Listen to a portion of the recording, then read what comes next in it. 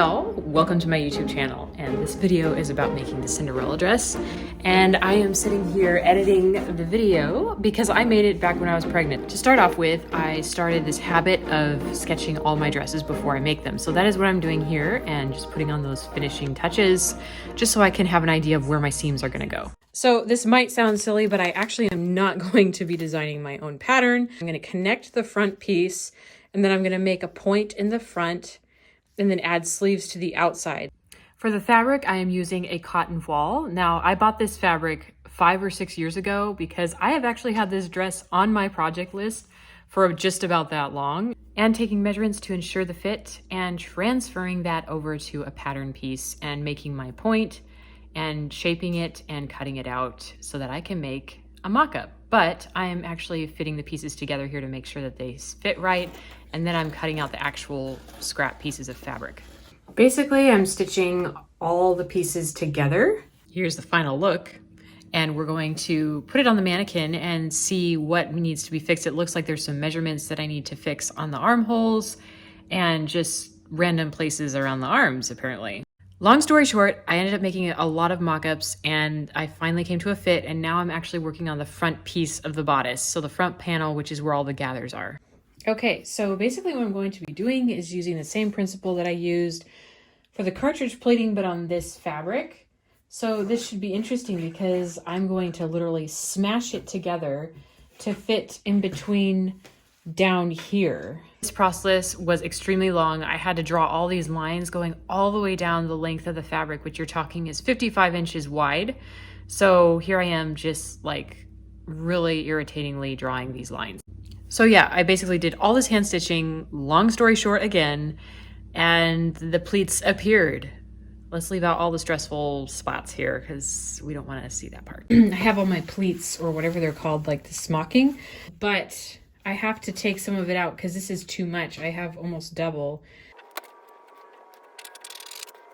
So where the end of the pleats come up is just under the bust, like right here.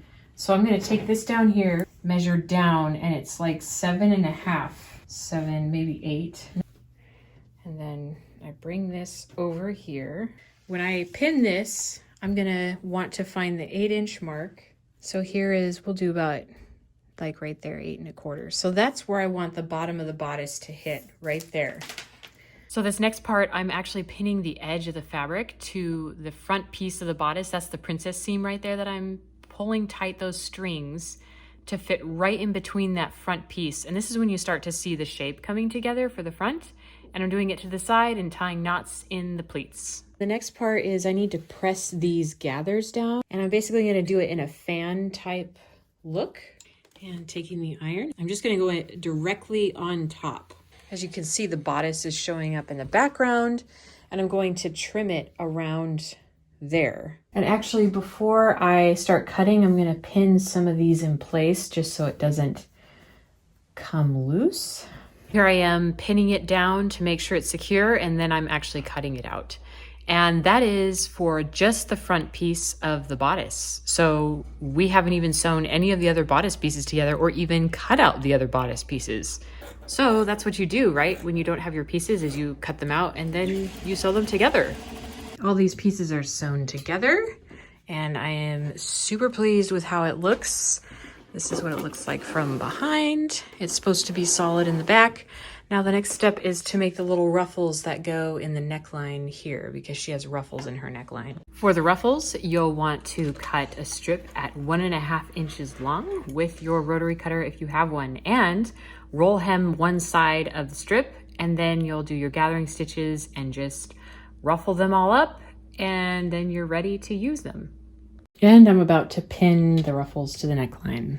So yeah, just pinning it down so that I can actually sew it in between the lining and the outer layer that I'm pinning it to. And it ended up being a little bit wider once I was done, but I'm good with it. So I ended up cutting out my sleeves and getting that ready to be sewn into the armholes. Just sewed the sleeves on with the serger, and now I'm ready to put it on the mannequin. But what I'm going to do is roll up these sleeves because she wears them rolled up. I needed to put the boning in the bodice, so I really should have done this like way in the beginning of the bodice making, but know, sometimes it happens and you just got to do it later. I folded both of these underneath here and I'm going to pin them down. I will do that all the way around the bottom of this bodice. So I am just going to stitch all the way around the bottom, just like I mentioned, and the dress is, or the bodice is finished at this point. And so the next step is to work on this skirt. Now, I went through a long process with this. I got my fabric all measured out and I started marking my marks to where I wanted to do the smocking, made all my measurements. So I'm basically going to do my stitches. I'm going to do a hand stitching just like I did on the bodice here, but I'm going to do it at the top of the skirt so it matches the bodice. So instead of doing gathers, I'm going to do smocking. So I stitched a lot of stitches. I did not video that whole part because it was a very long and grueling process, but just let's say I stitched it. Okay, so I've done lots of hand stitching on this and I am actually not happy with this. So I might just improvise on how I do this just because I don't know, I don't have the right machine. I don't have a pleating machine and I don't want to purchase one right now. So I'm going to makeshift how to do this skirt because I'm just not pleased with how this looks. So I basically proceeded to continue to pleat the skirt, even though I wasn't happy with it because I had no other choice. So here I am, I'm starting to pin the skirt to the bodice. And I'm making my measurements to see how much I need to take in my pleats.